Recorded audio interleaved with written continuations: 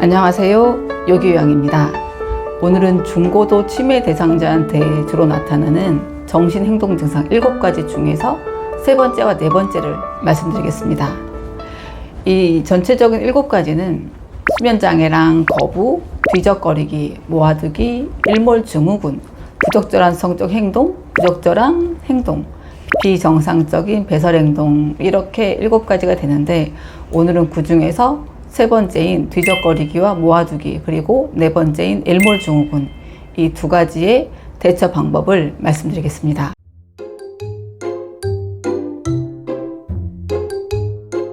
먼저 뒤적거리기와 모아두기입니다. 물건을 뒤적거리거나 모아두거나 하는 증상을 보이는 치매 대상자를 보면 화분에 물을 주기, 동물 먹이 주기, 콩나물 다듬거나 콩 고르기, 빨래 개기처럼 대상자가 할 수 있는 일거리를 제공해서 대상자 자신도 어떤 일을 할 수 있고 가정에 도움이 된다는 느낌을 갖게 하는 것이 중요합니다. 뒤적거릴 수 있는 물건을 제공하거나 뒤적거릴 수 있는 물건이 많이 있는 특별한 장소를 만드세요. 단추나 공구 등과 같이 주제가 있는 물건들을 제공해서 회상하면서 뒤적거릴 수 있도록 합니다. 뒤적거리고 모아두는 물건이 안전한 물건인지 확인해야 돼요. 꽃 가꾸기나 색칠하기, 종이접기처럼 치료 효과도 있고 활동에서 즐거움을 느낄 수 있는 물건이나 활동을 제시합니다. 치매 대상자의 과거 삶에 대해 구체적인 정보를 얻는 것이 도움이 될 수 있습니다. 저희 어르신들 중에서는 보면 이 콩을 흰색 콩과 검정색 콩을 섞어두고 그 콩을 각각 구분해서 담아주도록 하는 방법도 실제로 하고 있어요. 화분에 물 주는 것도 좋고, 빨래 개키기처럼 그 전에 젊었을 때 했던 기억이 남아있는 대상자 같은 경우에는 빨래 개키기도 큰 도움이 될 수 있어요. 실제 치매 대상자 중에서 60대 여성 어르신이 있는데, 이분은 틈만 나면 서랍을 열어서 옷가지와 양말을 뒤적거리고 모두 다 꺼냈다가 다시 넣어두었다, 이걸 계속 반복하는 경우가 있는데, 이런 경우에는 대상자의 행동을 저지하거나 야단을 치면 대상자는 오히려 더욱 화를 낼 수 있어요. 대상자에게 해로운 일이 아니라면 그대로 하게 두거나 마음껏 뒤적거릴 수 있도록 공간과 물건을 제공하는 것도 좋습니다. 또한 대상자가 자신이 하는 일이 누군가에게 도움이 될 수 있다는 기분을 느낄 수 있도록 빨래 개기, 수건 접기 등 간단한 집안일이나 소일거리를 제공하는 것이 도움이 됩니다. 그리고 또 다른 사례로는 70대 남성 어르신이 있었는데, 이분은 쓰레기통 안에서 더러운 화장지를 주워서 화장대 안, 장롱 안, 침대 베개 및 이불 아래 등 이렇게 숨겨두는 경우가 있어요. 돌봄 제공자가 이걸 발견하고 대상자가 보는 앞에서 더러운 휴지를 왜 여기다 숨겼냐며 지적하고 휴지를 쓰레기통에다 버려버렸습니다. 그러자 대상자는 자신의 방에 들어오지 말라고 소리치며 자신의 장롱과 화장대를 왜 뒤졌냐며 화를 냈죠. 근데 이런 경우에는 실제적으로 그 대상자가 보고 있을 때 숨겼던 물건을 더럽다며 버리는 행동은 오히려 대상자의 입장에서는 자신의 소중하게 모아놓은 물건을 대상자의 의사도 묻지 않고 버리는 행동이기 때문에 매우 불쾌하고 화가 나는 일입니다.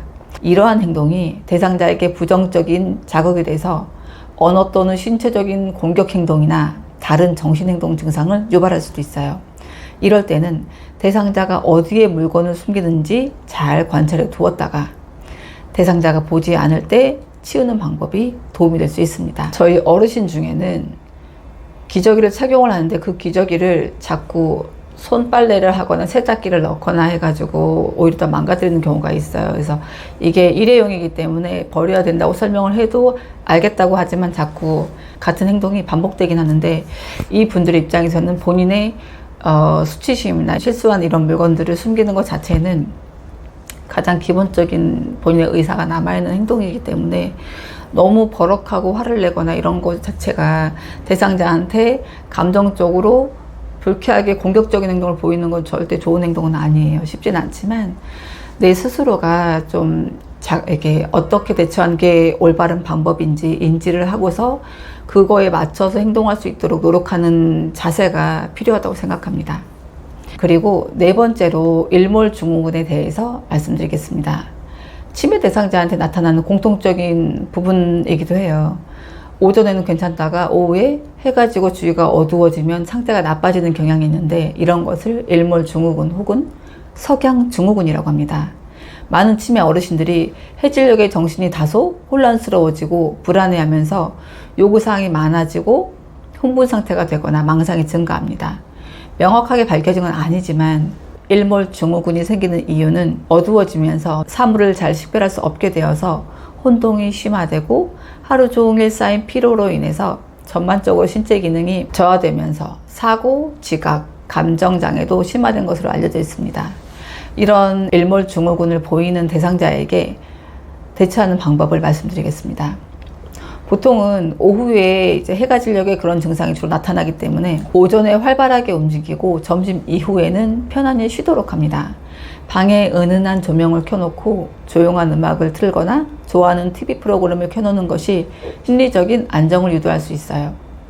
치매 대상자가 소리를 지르거나 몸부림치거나 화내고 고집부리는 행동을 할 때 신체적으로 제재를 가하거나 억제들을 사용하면 상황이 더욱 악화될 수 있습니다. 대상자가 평소 예뻐하던 애완동물을 가까이 두거나 가족 중에 특별히 좋아하는 사람이 옆에 있어주거나 전에 좋아하던 일이 있다면 증상이 나타나기 전에 할 수 있게 해서 심리적인 안정을 유도해야 합니다. 맑은 공기는 정신을 깨끗이 하고 들뜬 마음을 가라앉히기 때문에 치매 대상자를 밖으로 데리고 나가서 산책을 하는 것도 좋습니다. 따뜻한 음료수, 발 또는 등 마사지, 음악 듣기 등도 안정을 취하는 데 도움이 됩니다. 실제 사례 중에서 60대의 여성분이 낮에는 유순하지만 저녁 8시쯤 되면 갑자기 침대 밖으로 뛰쳐나오거나 옷을 벗고 이방저방 왔다 갔다 하면서 문을 덜거덕거리거나 바닥을 뒹구는 행동을 하는 등 안절부절 못하고 초조해하는 경우가 있었습니다. 이런 경우에는 대상자에게 왜 아직도 안 주무시고 이러시는 거예요? 라고 말하며 화를 내거나 그러한 행동을 하지 못하도록 신체적 제재를 가하면 대상자는 더욱 소리를 지르거나 화를 내고 몸부림치는 등 상황이 악화될 수 있습니다.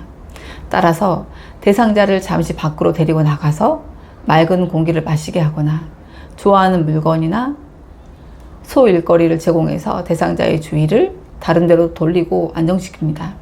대상자가 안정이 되면 대상자가 편안히 잠들 수 있도록 조용한 음악이나 따뜻한 차, 은은한 조명을 제공합니다.